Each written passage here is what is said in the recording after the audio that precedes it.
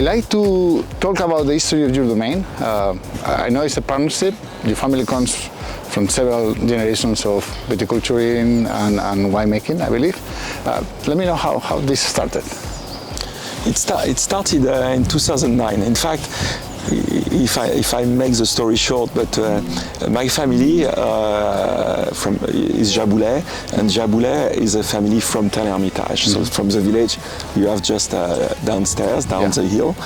And we used to own another winery that we sold in 2006. And in 2009 I decided to start again a winery, and we started as a partnership with the Perrin family. The Perrin, who are the famous owner of Château de Beaucastel in Châteauneuf-du-Pape. We will visit them tomorrow. You will visit them tomorrow, yes. Exactly. So it was a good blend of expertise from the south and the north to get together and build this new adventure, right? Exactly. It's a new adventure, and it was a really strong partnership, which is now 16 years old, and different skills, but very complementary. Okay.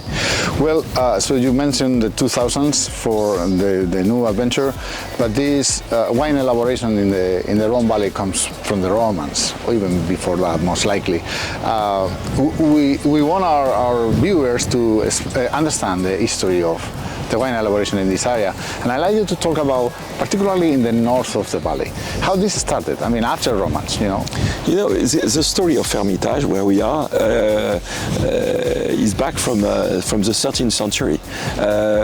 You have this little chapel that you can see on yes. just over there, and this little chapel, I mean, here is in concrete, but used to be in wood, because long time ago the construction were in wood, and the knife called Chevalier de Steringberg was back from a crusade, from a war on the 13th century. Okay. And in order to thank him for fighting, the Queen, Blanche de Castille, gave him a piece of land to retire. And he came here in these slopes, and he built what we call an ermite. It's a small monastery, I would say. Yes. And he was living as an hermit, living alone, praying, and he started planting vineyards. Okay. And the standard of how he lived, hermit, gave the name to the future appellation, which became Hermitage. And this little chapel was the property of my family, I mean, long years ago. Okay, I see. All right, and well, things expanded since then, and this is the most precious land because of the exposure to the sun, I assume. But then you have the wine elaboration expanded through the area. Now you have all along the river, basically. Yes, exactly. We have in 16 years we built a domain of 78 hectares. Most of our parcels are in the plain of Crozes-Hermitage. But we also have vineyards on the other side of the river in Saint-Joseph. If you go 20 kilometers south, you will arrive in Cornas, and we also have some parcel in Cornas, and we have some gardens, I would say. It's our gardens in Hermitage, in Côte-Rôtie, in Condrieu. Very short parcel, but very prestigious appellation, and we are very lucky, I would say, to own, I mean, those kind of small parcels. The northern Rhone climate, I assume, is cooler because we are farther north, right? But what else is important here that characterizes the climate in the area? Yeah, the northern Rhone is really it's a corridor, as you can see, between two mountains. Yes. We have Massif Central on the right bank of the river when you go down the river, and we have the Alps on the left bank of the river. Right. And the northern Rhone has, in a way, is more influenced by continental climate coming from the Alps. As you can see today, it's cold, it's dry. So we have this is the kind of weather we have in winter. Okay. We start having the influence of Mistral in the northern Rhone, but very, very small influence compared as in the south, what they get in the south. I see. Then the wind, it is my understanding along the valley that is so strong that in the past we'll see. I don't know if we see them in the cameras, but the vineyards have these sticks, right, that help to keep the vine in place and against the wind. Especially the Syrah, and because the way we grow Syrah historically in the Hermitage, as you can see, it's a single stick, and the Syrah goes quite high, 2 meters. So the wind, I mean, can really lay down. I mean, if you have too much surface. Okay. But the thing of the stick is that it's really useful in slopes, and especially you may see on most of the very steep slopes, the way of culture is like this, because it helps to work in everywhere. The trellises would allow you only to work in the row. Exactly. Now you can walk around. Exactly. When it comes to soils, also very representative of the North Rhone is granite.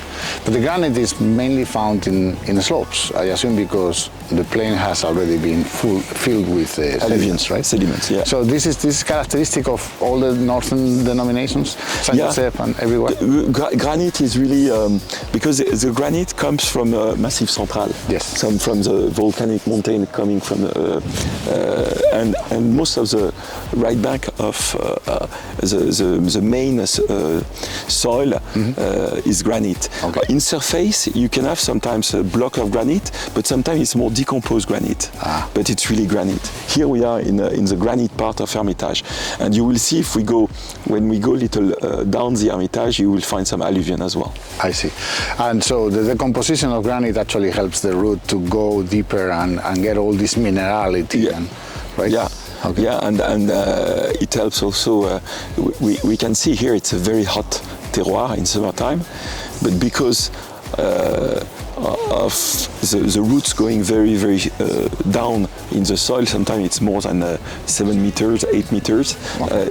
It's still green, and the vines are still alive, I would say, in summertime, even when it's very, very warm and very dry.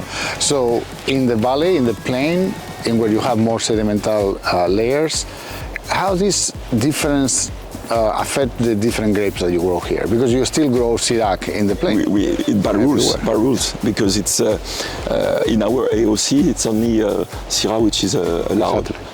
So is there a difference in the aromatic profile, the flavor, the structure of the wine, when you compare the one that is grown here with more granite to the one that is? Definitely, and I think we will test it in the cellar. Okay. But between a Crozes Hermitage, grow on alluvion, and the Saint-Joseph, same grapes grow on granite, you have two different personality of wine. Okay. On the alluvion, you will have a roundness, very juicy, very fruity. Rich. On granite, it will be more a little wild fruit, darker, but more verticality in the wine, more tension. Okay. So it's a great thing. I mean, when you think it's only 5 kilometers, but you have same grapes and you have two different style of wine. Nicolas, we're now in one of your little plots in the Hermitage. Yes. And I like to talk about viticulture, and I believe this is a good example of these vineyards on sticks, right? Can you tell me about this a little more? So, as mentioned, it's first of all, it's very old vines. Those vines were planted 40 years ago, and that was the way of culture at that time. Right. But as you can see in those slopes, we have quite a high density of plantation because it's a small parcel, so we really try to explore this parcel as much as we can, and we have a high density. And the fact that we have stick, we grow Syrah like a goblet. And you have to imagine, I mean, it's winter time, but you have to imagine in June, July, the leaves goes very high. Right. And it gives a big surface of photosynthesis. Yes. So it helps really the vineyards to grow. But also the fact is that we can really work either going up or Right. on that way. Yeah, and this actually helps when you have this kind of a steep, because this is really steep. It's quite steep. This It's quite to steep. work, I assume. And so this high density, my understanding is also that it forces the roots to go deeper. Because Exactly. they have to compete for less space, right? So first of all, we work the soil. So really, the idea is to have a life down the soil, and of course, you have to imagine that you have 6 meters of roots going into the soil, and the fact that we have a high density allowed us also not to have too much grapes per each vines. So make sure that the plant, you don't stress the plant with a high production. Exactly. And when it comes to the labor in the vineyard, I assume this is all manual, no way to have All manual here. All manual. We have horses coming here, really to work the soil. But then, as you can see, it's all hand. I mean, everything during the year is handmade. And you work organically? All the domain, the 78 hectares, are organic. Okay.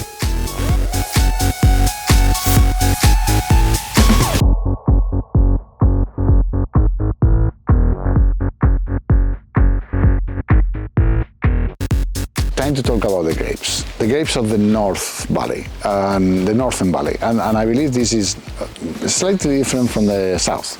And then first of all, is single varietal wines based on 4 grapes in particular, right? Yes. 1 red, 3 whites. That's right. Can you tell me about them?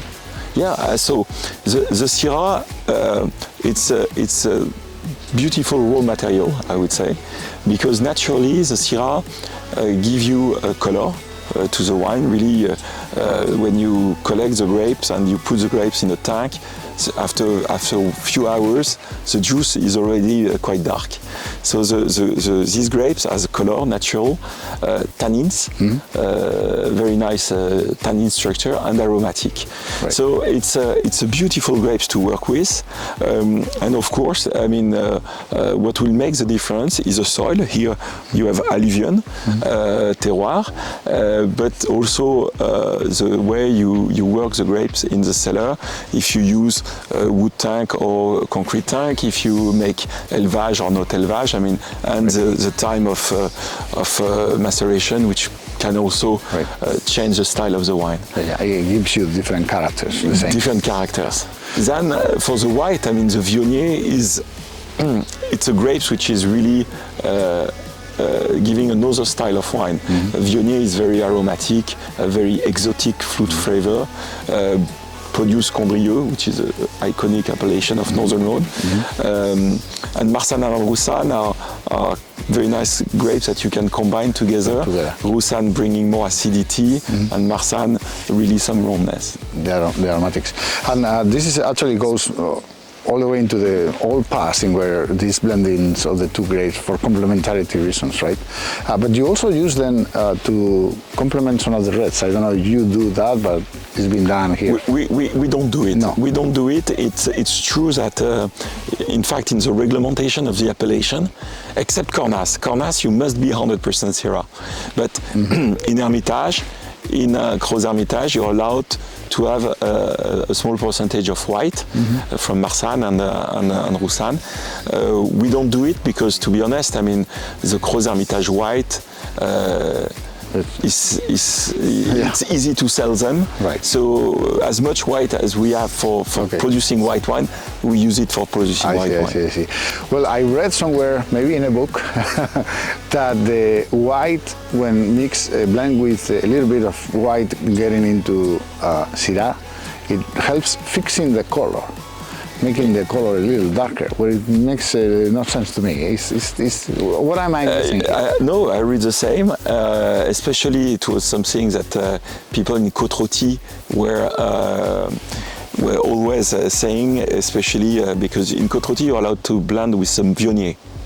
So it's a co-fermentation of grapes. Yes. It's not white wine and the red wine that you blend together. It's just co-fermented grapes, and most of the time it's co-planted.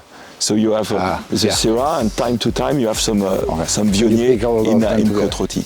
So it's co-fermentation of grapes, and I think it's.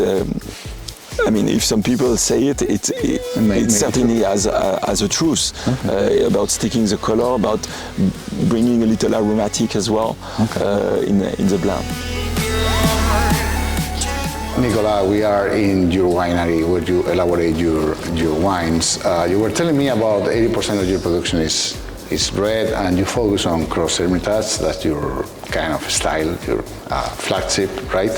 And then you use this concrete deposit, beautiful and kind of very traditional, right? In the old times, they used to get this the wine done in concrete, but also some oak foudre. So, can you tell me how the Crusades red is done? Yeah, so as I say, it's 80% is red, and we own 60 hectares of Crozes above 78. So definitely Crozes is our main appellation. Syrah is the grapes that we say it's a reductive grapes, which means that Syrah really need to breathe, and we need to bring oxygen, I mean, during the vinification process. So we have this tank, which are concrete tank, which are new. I mean, those tanks, the cellar is 8 years old. And those tanks are very practical because we have controlled temperature, not with a flag inside, but the system is inside the concrete. Like when you have a floor, heating floor, yes. Here it's completely, so you have a huge surface of exchange of temperature. During the vinification process, we do a remontage, so we take some wines from the bottom and we jump it on top, and we do it with open air, so really to help the breath to breathe. Sometimes we have some parcel that we want to vinificate separately, and then we are using a smaller tank. And the concrete tank are the biggest one, and some smaller tanks are more wood tank, because those tanks in wood, they are tanks that we use during the vinification process, but also for élevage. So that's the great thing about a wood tank, is that instead of having a tank that you use only during the vinification, so only 2 months during the year, a wood tank you use 10 months or 12 months during the year. I see. But both have, the concrete and the oak foudres, both have the same in common. That is, they allow that micro-oxygenation through the walls to get into the wine. I believe this is something that is very traditional here in... Yeah, exactly, because again, because of the Syrah, which is reductive. Yes. And if we use stainless steel, it's completely closed, completely hermetic, and you can bring reduction on the wine. What is amazing is that each wine, each tank can be different, but the best is a blend. Because you create something different when you blend different parcels together. And that's really, it's a beautiful tasting. In fact, the most difficult part of being a winemaker, in my opinion. I never done it, I'm not a winemaker, but this is, when it comes the time to decide how you do the final blend, it has to be... It's really a good time, because we are never alone in the tasting room, because you have, if you are 5 people, you have 5 different blends. So the idea is really to create what we think is the best blend, to respect the style of the winery, the style of your wines, but also to respect the style of the vintage. Okay, sure. How long they stay in these vessels before bottling? It's like 12 months. 12 months. 12 months, because first of all, we have to empty the cellar for the next next vintage, except the foudres. So the foudres, which are on the other side of this cellar, which are not vertical tanks, but only tanks that you use for élevage. So right now, for instance, we still have some 24 vintage in these foudres, and we will empty them late December to put some 25 in January. All right, so those 15 months. 15 months, I see. Well, and when it comes to the little plot that we went before in the Hermitage, that is only 1,000 bottles of Hermitage. Do you have the elaboration a little different for those? Maybe, for sure, a smaller vessel, right? Because we use a small tank, which is on the other side. Concrete as well? No, it's wood tank. Wood, okay. And in fact, we are thinking about having even a smaller tank in the future, really dedicate to this kind of small parcel in Côte-Rôtie, in Condrieu, to really have, we are looking for having some new tanks. Okay. When it comes to the whites, both the Viognier from Condrieu and the blend of Roussanne and Marsanne. Yes. That is stainless steel? We use stainless steel for Viognier because we also do some Vin de Pays. Some volume wines, we use stainless steel. For Condrieu, we have egg.